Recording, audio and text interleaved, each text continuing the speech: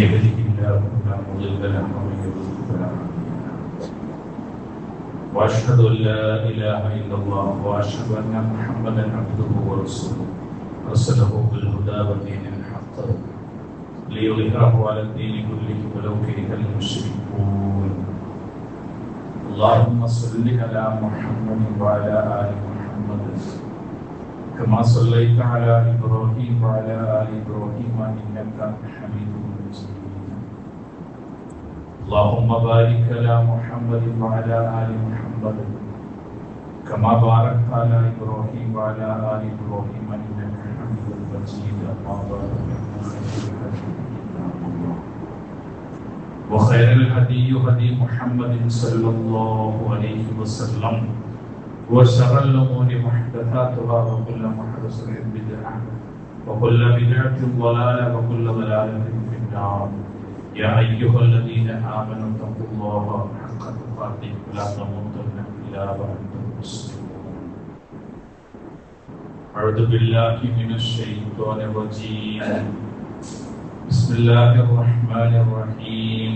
الذين آمنوا وتطمئن قلوبهم بذكر الله ألا بذكر الله تطمئن القلوب. സഹോദരങ്ങളെ, സർവശക്തനായ അല്ലാഹുവിന്റെ വിധി വിലക്കുകൾ ജീവിതത്തിന്റെ എല്ലാ മേഖലകളിലും എത്തിച്ചുകൊണ്ട് യഥാർത്ഥ വിശ്വാസികളും വിശ്വാസിനികളുമായി ജീവിക്കണമേ എന്ന് എന്നോടെന്ന പോലെ നിങ്ങളോട് ഉപദേശിക്കുന്നു. നമ്മളുടെ സംസ്ഥാനത്ത് ഈ അടുത്ത കാലങ്ങളിലായി നമ്മൾ വാർത്താമാധ്യമങ്ങളിലൂടെയും ഒക്കെ കേട്ടുകൊണ്ടിരിക്കുന്ന ചർച്ചകളിലൂടെയും ഒക്കെ കേട്ടുകൊണ്ടിരിക്കുന്ന ആത്മഹത്യയുടെ വാർത്തകൾ, പ്രശസ്തരും അപ്രശസ്തരുമായ ആളുകൾ എന്തോ കാരണങ്ങൾക്ക് വേണ്ടി അവരുടെ ജീവിതം അവസാനിപ്പിക്കുകയാണ്. ഈ അടുത്ത കാലത്ത് ഏറ്റവും കൂടുതൽ ചർച്ച ചെയ്യുന്ന കോൺഫിഡന്റ് ഗ്രൂപ്പിന്റെ ചെയർമാൻ CJO, അദ്ദേഹത്തിന്റെ ആത്മഹത്യ, അതുപോലെ ചില അപവാദ പ്രചാരണങ്ങൾ വന്നപ്പോൾ ചെയ്ത മറ്റൊരു ആത്മഹത്യ, അതിന് സമാനമായ 2-3 ആത്മഹത്യകൾ, അതൊക്കെ ഇങ്ങനെ ചർച്ചയാവും. പ്രസിദ്ധരും അല്ലാത്തവരുമായ ആളുകളുടെ ആത്മഹത്യ ചരിത്രത്തിൽ പല സന്ദർഭങ്ങളിൽ നമ്മൾ കേൾക്കുകയും ഒക്കെ ചെയ്തിട്ടുണ്ട്. എന്തുകൊണ്ടാണ് ആത്മഹത്യ ചെയ്യുന്നത് എന്ന് ചോദിച്ചാൽ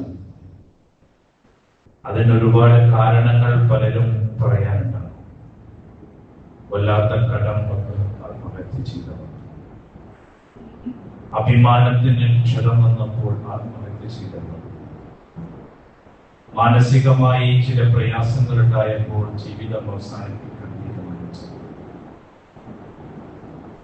കേരളത്തെ സംബന്ധിച്ചിടത്തോളം ആത്മഹത്യ ഈ അടുത്ത കാലങ്ങളിലായി വർദ്ധിച്ചു വരുന്നത് നമുക്ക് കാണാൻ സാധിക്കും. എന്തുകൊണ്ടാണ് ഇത് സംഭവിക്കുന്നത് എന്നതിനെ കുറിച്ച് ഒരുപാട് കാരണങ്ങൾ പലർക്കും പറയാനുണ്ട്. മുസ്ലിങ്ങൾക്കിടയിലും ആത്മഹത്യ കൂടുന്നു എന്നതും ഒരു ശരിയാണ്. മൊത്തത്തിൽ ലോകത്ത് ആളുകൾ പണ്ടത്തെക്കാൾ ഏറെ സന്തോഷവാന്മാരാണ്. ആളുകളൊക്കെ ഹാപ്പിയാണ്. കൂട്ടുകാരും കുടുംബക്കാരും ഒന്നിച്ചൊക്കെയുള്ള വിനോദയാത്രകൾ, അതുപോലെയുള്ള ഇഷ്ടമുള്ള ഭക്ഷണം കഴിക്കാൻ വേണ്ടിയുള്ള യാത്രകൾ, കുടുംബസമേതം എല്ലാവരും ഹാപ്പിയാണ്. ലോകത്തിൽ 2025 ഹാപ്പിനെസ് ലിസ്റ്റ്, ലോകത്ത് ഏറ്റവും കൂടുതൽ സന്തോഷവാന്മാരായിരിക്കുന്ന രാജ്യങ്ങളുടെ ലിസ്റ്റ് ഇട്ടിട്ടുണ്ട്. ആ ലിസ്റ്റിൽ 1-ാം സ്ഥാനത്ത് ഏറ്റവും കൂടുതൽ സന്തോഷമുള്ള രാജ്യമായി എണ്ണിയിട്ടുള്ളത് ഫിൻലൻഡാണ്. 2-ാം സ്ഥാനമുള്ളത് ഡെൻമാർക്കിനാണ്. മൂന്നാം സ്ഥാനത്ത് അയർലൻഡും, നാലാം സ്ഥാനത്ത് സ്വീഡനുമാണ്. 5-ാം സ്ഥാനം നെതർലൻഡിനാണ്. നമ്മള് ജീവിക്കുന്ന രാജ്യത്തിന് 118-ാം സ്ഥാനമാണുള്ളത്. അങ്ങനെ ഒരു ലിസ്റ്റ് ഉണ്ട് 2025 ഹാപ്പിനെസ് കൺട്രി. എന്നാൽ ഈ സന്തോഷത്തിൽ ജീവിക്കുന്ന ആ രാജ്യങ്ങളുടെ ആത്മഹത്യയുടെ നിരക്ക് കൂടി നമ്മൾ പരിശോധിക്കണം. ഹാപ്പിനെസ്സിൽ 1-ാം സ്ഥാനത്ത് നിൽക്കുന്ന ഫിൻലൻഡിൽ ഒരു വർഷം ആത്മഹത്യ ചെയ്യുന്ന ആളുകളുടെ കണക്ക് 1,13.4% ആളുകളാണ്. 1,00,000 ആളുകളിൽ 13.4 ആളുകൾ ഓരോ വർഷവും അവിടെ ആത്മഹത്യ ചെയ്യുന്നു. ഡെൻമാർക്കിൽ 1,09.3 പേർ അവിടെ ആത്മഹത്യ ചെയ്യുന്നു. സ്വീഡനിൽ 13.8% ആളുകൾ 1,00,000 ആളുകളിൽ ആത്മഹത്യ ചെയ്യുന്നു. നെതർലാൻഡിൽ 10.3% ആളുകൾ ആത്മഹത്യ ചെയ്യുന്നു. 118-ാം സ്ഥാനത്ത് നിൽക്കുന്ന നമ്മുടെ ഇന്ത്യയിലും 1,12.3% ആളുകൾ ആത്മഹത്യ ചെയ്യുന്നു. എന്നാൽ ഹാപ്പിനെസ്സിൽ 32-ാം സ്ഥാനത്ത് നിൽക്കുന്ന സൗദി അറേബ്യയിൽ ആത്മഹത്യയുടെ കണക്ക് 0.9. നമ്മൾക്ക് വളരെ കുറവാണ്. എന്താണ് മനുഷ്യന്റെ സന്തോഷത്തിന്റെയും മനുഷ്യന്റെ ആഹ്ലാദത്തിന്റെയും അളവുകോലുകൾ എന്താണ്? ഇത് നമ്മൾ പരിശോധിക്കപ്പെടേണ്ടതാണ്. ആളുകളൊക്കെ കളിയാക്കുന്ന 6-ാം നൂറ്റാണ്ടിന്റെ സംസ്കാരത്തിന് മനുഷ്യരെ ജീവിതത്തിന്റെ ഉന്നതമായ പാഠം പഠിപ്പിക്കാൻ കഴിഞ്ഞിട്ടുണ്ട് എന്നതൊരു സത്യമാണ്.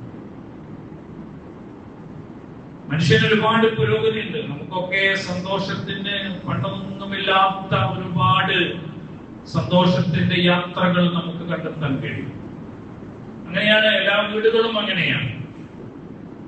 എന്നാൽ എന്തോ കേരളത്തിലൊക്കെ പണ്ടെങ്ങുമില്ലാത്ത രൂപത്തിൽ ആത്മഹത്യകൾ പെരുകുന്നതിന്റെ കാരണം എന്ത് എന്ന് അന്വേഷിക്കുമ്പോൾ നമുക്ക് കാണാൻ സാധിക്കുന്ന ഒരു സംഗതിയുണ്ട്. ഒന്ന്, മനുഷ്യന്മാരുടെ ആളുകളുടെ മനോധൈര്യം നഷ്ടപ്പെട്ടു. രണ്ടാമതായി, അവരുടെ ജീവിത വീക്ഷണം മാറുകയാണ്. ഞാനെന്തിന് ജീവിക്കണം എന്നതിനെ കുറിച്ചുള്ള ഉത്തരമില്ലാതെ അലയുകയാണ്. കേരളത്തിൽ വർഷങ്ങൾക്ക് മുമ്പ് തൃശ്ശൂർക്കാരനായ ഒരു മാരാറ് മാഷി, അയാൾക്ക് 85 വയസ്സായി. അയാളുടെ മക്കളെ കല്യാണം കഴിഞ്ഞ് എല്ലാ ബാധ്യതകളും കഴിഞ്ഞു. പിന്നെ അയാൾ കോടതിയിൽ ഒരു ഹർജി കൊടുത്തു, എനിക്ക് മരിക്കാൻ അനുവാദം നൽകണം, സ്വയം മരിക്കാൻ, ആത്മഹത്യ ചെയ്യാൻ. ഒന്നാമത്തെ ഹർജി കോടതി തള്ളി. അയാൾ രണ്ടാമത്തെ ഹർജി കൊടുക്കാൻ പോകുന്നതിന് മുമ്പ് അയാൾ ആത്മഹത്യ ചെയ്തു. അപ്പൊ സ്വയം മരിക്കാൻ അനുവാദം കിട്ടണമെന്ന് അന്വേഷിച്ചുകൊണ്ട് ലോകത്ത് പല ആളുകളും പല ഹർജികളും കൊടുത്തിട്ടുണ്ട്. അമേരിക്കയിൽ ബക്കിംഗ് കാർണിക്കയുടെ ദ ഹൗസ് ഈസ് വറി എന്നൊരു പുസ്തകം ഉണ്ടായിരുന്നു. അത് പുറത്തിറങ്ങിയപ്പോഴാണ് ആളുകൾക്ക് യൂത്തനേഷ്യ, മെർസി കില്ലിംഗ് എന്ന് പറഞ്ഞാൽ ഇനി എനിക്ക് ജീവിച്ചിട്ട് വലിയ കാര്യമൊന്നുമില്ല, എന്റെ ബാധ്യതകളൊക്കെ കഴിഞ്ഞു, 2-3 മക്കളുണ്ടായിരുന്നു, ഓരോ കല്യാണമൊക്കെ കഴിഞ്ഞു, ഓരൊക്കെ വളരെ സുഖമായി ജീവിക്കുന്നു, ഇനി ഞാൻ എന്തിനു ജീവിക്കണം, എന്നെ ഒന്ന് കൊന്നു തരണം. അതിനാണ് യൂത്തനേഷ്യ, മെർസി കില്ലിംഗ് എന്ന് പറയുന്നത്. 75% ഡോക്ടർമാരും പറയുന്നു മെർസി കില്ലിംഗ് അനുവദിക്കാൻ സമയമായി, യൂത്തനേഷ്യ അനുവദിക്കാൻ സമയമായി. ഇവിടെയാണ് എന്താണ് മനുഷ്യരുടെ ജീവിതം എന്നതിനെ കുറിച്ചുള്ള ചിന്തകൾ വഴിമാറുന്നത്. ഞാൻ എന്തിന് ജീവിക്കണം എന്നതിന്റെ ഉത്തരവില്ലാതെ മനോബലം നഷ്ടപ്പെടുന്ന ഒരുപാട് സൗകര്യങ്ങളുണ്ട്, ഒരുപാട് സാങ്കേതിക വിദ്യകളുണ്ട്, സന്തോഷിക്കാൻ ഒരുപാട് സംഗതികളുണ്ട്. എന്നിട്ടും ഒരുപാട് പണമുണ്ട്. കോൺഫിഡന്റ് ഗ്രൂപ്പിന്റെ ചെയർമാന് സ്വദേശത്തും വിദേശത്തും കൊട്ടാര സമാനമായ വീടുകളുണ്ട് സ്വന്തമായിട്ട്. എണ്ണപ്പെട്ട ആളുകൾക്ക് മാത്രമുള്ള ആഡംബര കാറുകളുണ്ട്, കോടികളുടെ ആസ്തിയുണ്ട്. ആത്മഹത്യക്ക് പ്രത്യേകമായ കാരണങ്ങളുണ്ടോ? ലോകമടക്കി ഭരിച്ച ഹിറ്റ്ലറും ആത്മഹത്യ ചെയ്തതാണ്. വലിയ സാഹിത്യകാരന്മാരും ആത്മഹത്യ ചെയ്തിട്ടുണ്ട്. ഒരുപാട് ആളുകൾക്ക് ഒരുപാട് കവിതകൾ പറഞ്ഞു കൊടുത്ത ഇടപ്പള്ളി രാഘവൻപിള്ള ഈ മണി ദീപാങ്കുരം ഞാൻ തന്നെ ഊതിക്കെടുത്തട്ടെ എന്ന കവിതയും എഴുതി വെച്ച് പിറ്റേ ദിവസം തന്റെ 28ാമത്തെ വയസ്സിൽ ഒരു കഷ്ണം കയൽ തന്റെ ഉരുക്കിൽ തൂങ്ങി മരിക്കുന്നു. ഇവിടെയാണ് ജീവിത വീക്ഷണം എന്ന് പറയുന്നത്. എന്താണ് മനുഷ്യരെ, നിങ്ങളുടെ ജീവിതം എന്താണ് എന്ന് പറഞ്ഞു കൊടുക്കാൻ കോടികളുടെ കാറുകൾക്ക് കഴിയുന്നില്ല, ആഡംബരമായ വീടുകൾക്ക് കഴിയുന്നില്ല, വലിയ ബിസിനസ്സുകൾക്കോ കവിതകൾക്കോ തത്വശാസ്ത്രങ്ങൾക്കോ കഴിയുന്നില്ല. അവിടെയാണ് നമ്മൾ ലിസ്റ്റ് ഇങ്ങനെ എടുത്ത് പരിശോധിക്കുമ്പോ 6ാം നൂറ്റാണ്ടിൽ മഹാനായ റസൂൽ സല്ലല്ലാഹു അലൈഹി വസല്ലമ ഖുർആനിന്റെ പ്രവാചകന്റെ വചനങ്ങളിലൂടെ വളർത്തിയെടുത്ത ഒരു സമൂഹത്തിൽ ആത്മഹത്യയുടെ നിരക്ക് പരിശോധിച്ചപ്പോൾ 1,00,000-ൽ 0.9 ആയത് എന്തുകൊണ്ടാണ്? ജീവിത വീക്ഷണം പഠിപ്പിച്ചു കൊടുത്തിട്ടുണ്ട്. ലോകത്തോട് പറയുകയാണ്, മനുഷ്യരെ നിങ്ങൾ പഠിക്കണം, നിങ്ങൾ മനസ്സിലാക്കണം. അന്നമൽ ഹയാത്തു ദുനിയാ ലഅബുൻ വലഹുൻ. നിങ്ങളുടെ ഈ ദുനിയാവിലെ ജീവിതം എന്ന് പറയുന്നുണ്ടല്ലോ, അത് കളിയും തമാശയൊക്കെയാണ്, അത് കളിയും തമാശയുമാണ്. വസീനത്തുൻ, അത് കുറെ അലങ്കാരങ്ങളാണ്. നിങ്ങൾക്ക് ഒരുപാട് അലങ്കാരങ്ങൾ ഉണ്ടാകും, നല്ല വീടുണ്ടാകും, നല്ല കാർ ഉണ്ടാകും, ഒരുപാട് സ്വത്തുണ്ടാകും. ഇതൊക്കെ ഈ ദുനിയാവിന്റെ അലങ്കാരങ്ങളാണ്.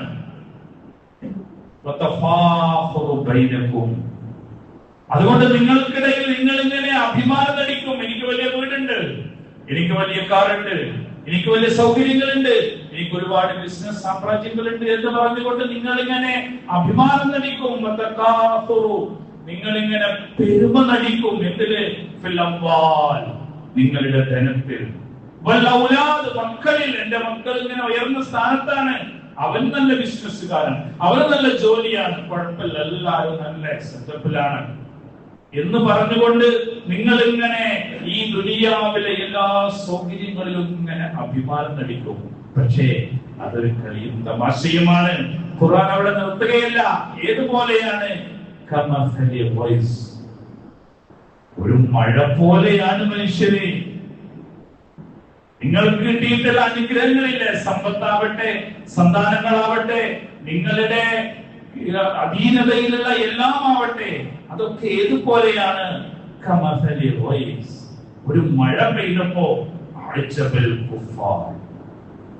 കർഷകരൊക്കെ അത്ഭുതപ്പെട്ടു. കാരണം അവരുടെ കൃഷിയൊക്കെ ഇങ്ങനെ വല്ലാതെ വളർന്ന് നന്നായി കായ്ച്ച്, ഇങ്ങനെ ഉണങ്ങിപ്പോയ കൃഷിയൊക്കെ ഇങ്ങനെ കായ്ച്ച് നല്ല സമൃദ്ധിയിൽ ഇങ്ങനെ നിൽക്കുകയാണ്. പിന്നെ ആ കൃഷി ഇങ്ങനെ വാടിപ്പോവുകയാണ്. പിന്നെ അത് ആ കൃഷിക്കൊരു മഞ്ഞ കളർ വരികയാണ്. പിന്നെ അതൊക്കെ നുരുമ്പി ഉണങ്ങിയങ്ങ് പോവുകയാണ്. അതുപോലെയാണ് മനുഷ്യരെ, നിങ്ങൾക്ക് അല്ലാഹ് നൽകിയിട്ടുള്ള, ഇവിടെ നൽകിയിട്ടുള്ള ഒരുപാട് അനുഗ്രഹങ്ങൾ കുറച്ച് കാലാണ്. ആ കാലത്തേക്ക് അല്ലാഹ് നിങ്ങൾക്ക് അങ്ങനെയൊക്കെ നൽകിയിട്ടുണ്ട്. സമ്പത്ത് നൽകിയിട്ടുണ്ട്, സൗകര്യം നൽകിയിട്ടുണ്ട്, ധനം നൽകിയിട്ടുണ്ട്, ജോലി നൽകിയിട്ടുണ്ട്, മക്കളെ നൽകിയിട്ടുണ്ട്, ഒരുപാട് നൽകിയിട്ടുണ്ട്. അതൊക്കെ ഉണങ്ങിപ്പോകും. ആ ഉണങ്ങിപ്പോകുന്നതിന്റെ പിന്നാലെ, ആ കളിയും തമാശയുടെയും പിന്നാലെ അങ്ങനെ ഓടി നടക്കേണ്ടവരല്ല നിങ്ങൾ. വഫിൽ ആഖിറതി അദാബുൻ ശദീദ്, അന്ത്യദിനത്തിൽ കഠിനമായ ശിക്ഷയുണ്ട്.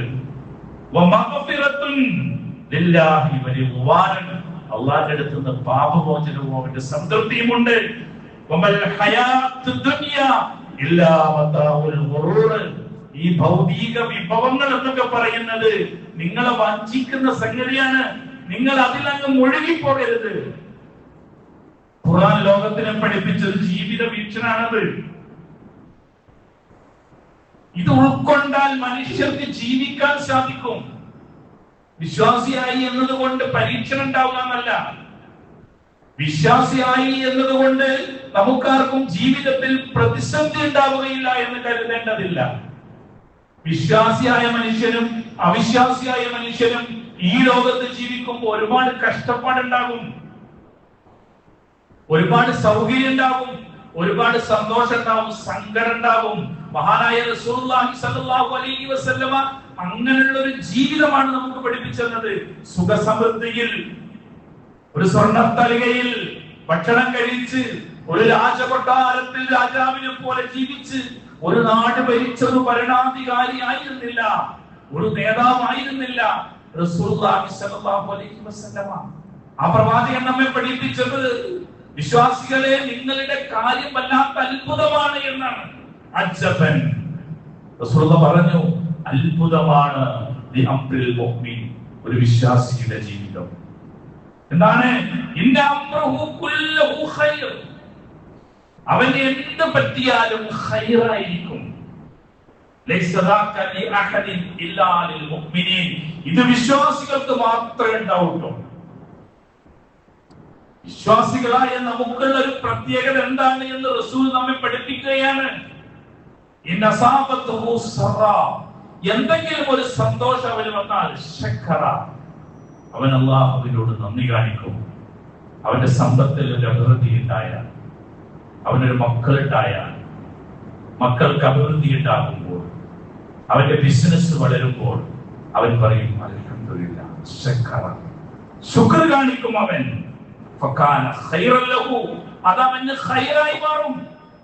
വഇൻ അസാബത്തുഹു ദറ, അവന്റെ ജീവിതത്തിൽ അവൻ ഒരുപാട് പ്രയാസം ഉണ്ടായി, അവന്റെ സമ്പത്തിന് നഷ്ടം വന്നു, അവന്റെ ബിസിനസ് പൊളിഞ്ഞു, അവൻ പാപ്പരായി പോയി. ആ സമയത്ത് സ്വബറ, അവൻ ക്ഷമിക്കും. വകാന ഖൈറൻ ലഹു, അതും ആ ക്ഷമയും അവന് ഖൈറായി മാറും. ഇതാണ് ഒരു വിശ്വാസിയുടെ ജീവിത വീക്ഷണം എന്ന് പറയുന്നത്. കാലം പുരോഗതി പ്രാപിക്കുന്നതിനനുസരിച്ച് ആളുകളുടെ ജീവിത വീക്ഷണം അങ്ങനെ മാറുകയാണ്. അതുകൊണ്ട് ഞാനത് ജീവിക്കണോ, ജീവിക്കണ്ടേ, എന്റെ എല്ലാം നഷ്ടപ്പെട്ടു പോയി, ഇനി എനിക്ക് ജീവിച്ചിട്ട് കാര്യമില്ല എന്ന് പറഞ്ഞ് ജീവിതത്തിൽ നിന്ന് ഒളിച്ചോടാനുള്ളതല്ല എന്ന് ഇസ്ലാം പഠിപ്പിക്കുന്നു. അള്ളാഹ് നിങ്ങൾക്ക് നൽകിയ ഒരു അജലും മുസമ്മയുണ്ട്, ഒരു നിശ്ചിതമായ അവധിയുണ്ട്. ആ അവധി വരെ ജീവിക്കണം. നിങ്ങൾക്ക് ഈ ഒരു ജീവിതം മാത്രമല്ല, മറ്റൊരു ജീവിതം കൂടിയുണ്ട് എന്ന് പഠിപ്പിക്കുന്നതാണ് മനുഷ്യ ജീവിതത്തിന്റെ യഥാർത്ഥമായ ലക്ഷ്യം. ബോധം എന്ന് പറയുന്നത് അത് ഇവിടെ നമ്മൾ ജീവിക്കുമ്പോൾ ഒരുപാട് പ്രതിസന്ധി ഉണ്ടാവും. റസൂലുള്ളാഹിക്ക് ഉണ്ടായില്ലേ? റസൂലുള്ളാഹിക്ക് ഉണ്ടായ പ്രതിസന്ധിയെ പോലെ ആർക്കാ പ്രതിസന്ധി ഉണ്ടായത്? വിശന്ന് പൊരിഞ്ഞിട്ട് വീട്ടിൽ നിൽക്കാൻ കഴിയാതെ പുറത്തിറങ്ങിയ പ്രവാചകനെ കുറിച്ച് ചരിത്രം പഠിപ്പിക്കുന്നുണ്ട്. ദിവസങ്ങളോളം വീട്ടിൽ ഭക്ഷണമില്ലാതെ പ്രയാസപ്പെട്ട പ്രവാചകൻ. എന്തെല്ലാം ഭീഷണികൾ പ്രവാചകനുണ്ടായി, എന്തെല്ലാം അപവാദങ്ങൾ ഉണ്ടായി. ഭ്രാന്തൻ എന്ന് വിളിച്ച് പ്രവാചകന്റെ പിന്നാലെ കുട്ടികളെ ഓടിപ്പിച്ചു. പ്രവാചകനെ കൊല്ലാൻ വേണ്ടി കുറെ ആളുകൾ ഒരുങ്ങി നിന്നു. പല വധശ്രമങ്ങളും ഉണ്ടായി. ജീവിതത്തിൽ നിന്ന് ഒളിച്ചോടുകയായിരുന്നില്ല. പ്രവാചകന്റെ കുടുംബ ജീവിതം, 6 മക്കളുണ്ടായിരുന്നു പ്രവാചകന്. 6 മക്കൾ പ്രവാചകന്, 2 ആൺകുട്ടികൾ ഉണ്ടായിരുന്നു. ആ 6 മക്കളിൽ 5 മക്കളും റസൂലുള്ളാഹി സ്വല്ലല്ലാഹു അലൈഹി വസല്ലമയുടെ ജീവിതകാലത്ത് മരിച്ചു പോവാണ്. 1.5 വയസ്സുള്ള പ്രവാചകന്റെ മകൻ ഖാസിം ഖദീജ റളിയല്ലാഹു അൻഹയുടെ മടിയിൽ കിടന്ന് മരിച്ചപ്പോ പൊട്ടിക്കരയുകയാണ് ഖദീജ റളിയല്ലാഹു അൻഹ. പ്രവാചകൻ സമാധാനിപ്പിക്കുകയാണ്, ഖദീജ കരച്ചിൽ നിർത്ത്, നാളെ പരലോകത്തെത്തുമ്പോ ആ കുഞ്ഞ് നമുക്ക് സമാധാനത്തിനുണ്ടാകും എന്ന് പറഞ്ഞുകൊണ്ട് ആശ്വസിപ്പിക്കുന്നു. അങ്ങനെ 6 മക്കളിൽ 5 മക്കളും ജീവിച്ചിരിക്കുമ്പോ, പ്രവാചകൻ ജീവിച്ചിരിക്കുമ്പോ മരിച്ചു പോവാ. സഹിക്കാൻ കഴിയൊരു മനുഷ്യന്? സഹിക്കാൻ കഴിയോ? ഒരു മകള് മാത്രമാണ് പ്രവാചകൻ മരിക്കുമ്പോ പ്രവാചകന്റെ അടുത്തുള്ളത്, ഫാത്തിമ റളിയല്ലാഹു അൻഹ. ആ ഫാത്തിമ റളിയല്ലാഹു അൻഹയും പ്രവാചകൻ വഫാത്തായി 6 മാസം കഴിഞ്ഞ ശേഷം ഫാത്തിമ റളിയല്ലാഹു അൻഹയും വഫാത്തായി പോവാണ്. അപ്പൊ നമ്മൾ ആലോചിക്കേണ്ടത് ജീവിതത്തിൽ ജീവിതം എന്ത് എന്ന്, മനുഷ്യ ജീവിതത്തിൽ എങ്ങനെ പ്രതിസന്ധികളെ എങ്ങനെ നേരിടണമെന്ന്, ക്ഷമയിലൂടെ, സഹനത്തിലൂടെ, ശുക്രിലൂടെ നിങ്ങളുടെ ജീവിതം മുന്നോട്ട് കൊണ്ടുപോകണം. നിങ്ങൾക്ക് ജീവിക്കാനുള്ളത് ഇവിടെ മാത്രമല്ല, നാളെ ഖബറിൽ ഒരു ബർസഖിയായ ജീവിതമുണ്ട്. അവിടെ മാലാഖമാർ ഒരു മണവാട്ടിയെ പോലെ ഖിയാമത്ത് നാൾ വരെ ആ ബർസഖിയായ ജീവിതത്തിൽ ജീവിക്കുക എന്ന് മലക്കുകളുടെ ആശീർവാദം കേട്ടുകൊണ്ട് കിടന്നുറങ്ങേണ്ടവരാണ് നമ്മൾ ഓരോരുത്തരും. അതിനുശേഷം ഉയർത്തെഴുന്നേൽപ്പിന്റെ നാളിൽ അള്ളാഹുവിന്റെ സ്വർഗത്തിലേക്ക് പോകേണ്ടവരാണ്. അങ്ങനെ 3 ജീവിതം അള്ളാഹ് നമുക്ക് വാഗ്ദാനം ചെയ്തിട്ടുണ്ട്. ഇത് പറഞ്ഞു കൊടുക്കാൻ ആളില്ല. സന്തോഷത്തിന്റെ വഴികൾ കാണിക്കാൻ ആളുണ്ട്, ആഘാതത്തിന്റെ വഴികൾ കാണിക്കാൻ ആളുണ്ട്.